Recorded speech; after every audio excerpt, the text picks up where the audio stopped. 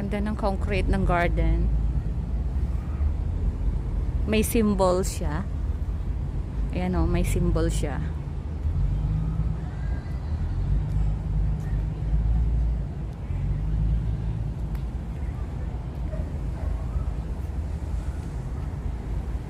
So nakikita nyo lang guys, nag-uumpisa na rin mag-open yung lights kasi nga 6 o'clock na ng gabi.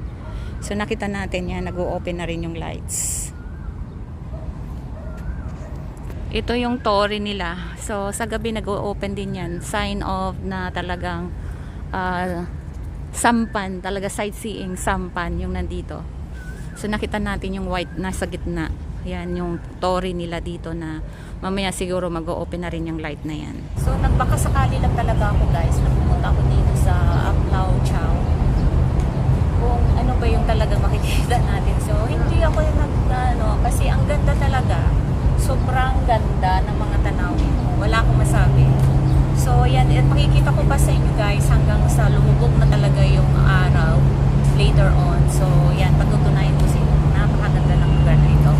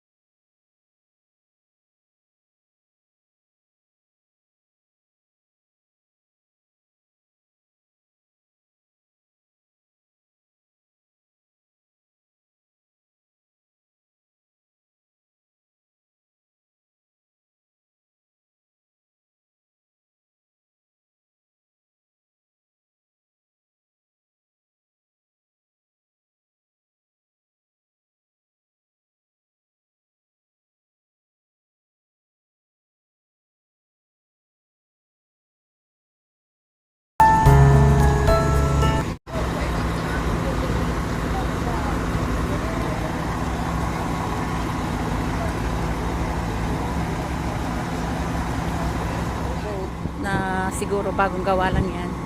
So tinaray nila sa tubig, ngayon nakaahon na siya. So napakagaling ng technique. Ayan na to. Ayan, nilipat. Ayan guys.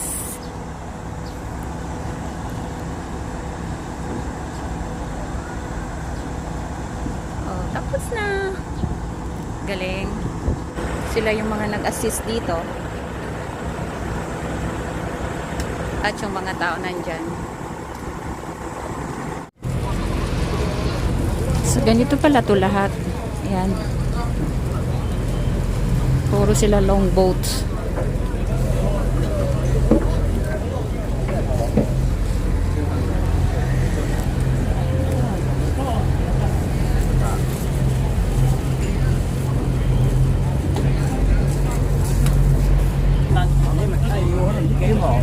Hello. Hello.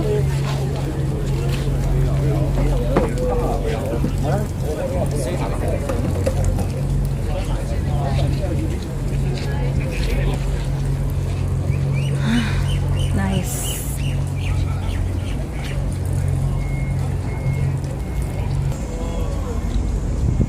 So may kanya-kanya siyang lagayan ng mga kagamitan dito ng mga. And the origin of Long Tau dragon habitat is fishermen's traditional dragon boats are usually made of thick wood which cannot stay in the water for a long period of time. So each year after the dragon boat race, they are moved on to land to sleep until the next year. So in the past, the coastlines of Aberdeen in Aplay Chow were slopes in the dragon boats as long as 90 feet. So we're pushed up and down the slopes manually with metal rods placed under net to ease process while preventing damage. Although the distance was merely 100 feet, it would take more than 1 hour for some 50 men to move a dragon boat to the storage area, where grass was then put on top as cover. Fishermen from different teams would store their dragon boats nearby, thus forming a small dragon habitat. So, yun pala yan, guys. So, and sa upper na to is ano siya? Ay, sorry. Daanan siya, okay, walking distance. So, napaka lucky ng area na ito dito sa Aplao Chow, Aberdeen. Grabe, guys.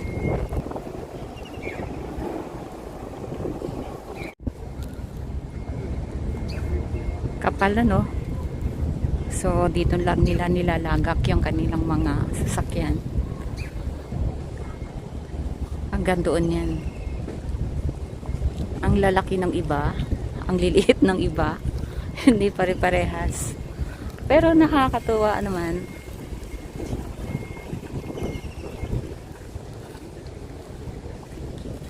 Nice view, and yeah. Sa gitna niya meron din yatang restaurant. So, yacht club and restaurant there over there.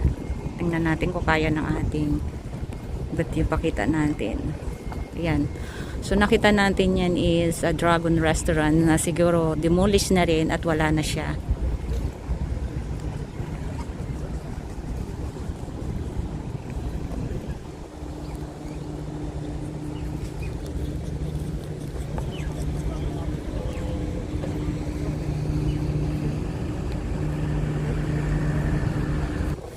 So, this is a residential area here sa likod nito.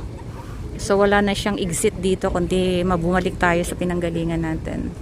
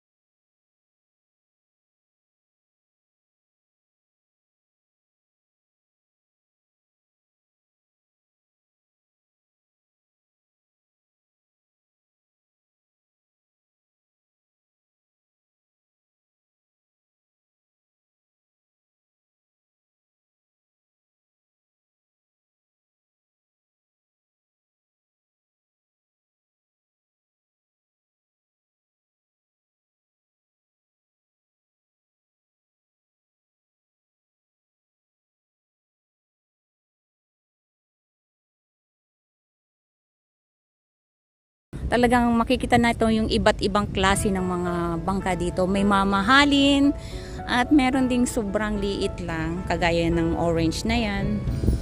At yung mga luxurious naman na mga boat ay nandoon sa kabila na yun, na naglalakihan siya. So, maaaring ang mga nagmamay-ari niyan ay talaga yung sobrang yaman, kasi kung bibili ka nga naman ng boat dito na pang travel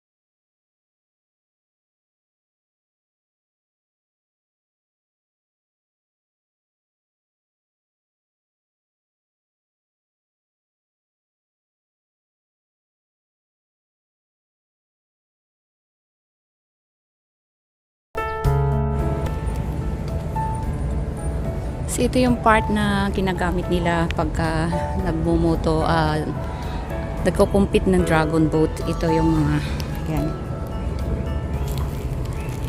Aside from that, yung drum, of course, yan, kahit na butas-butas na siya. Ginagamit nila yan sa pangpukpok para lumakas at sumigla yung mga nasa likod ng na nagbo-boat. Lumalaban ng competition. So kapag ginagamitan nito ng drum, so nagpapasigla or yun yung binagbibigay ng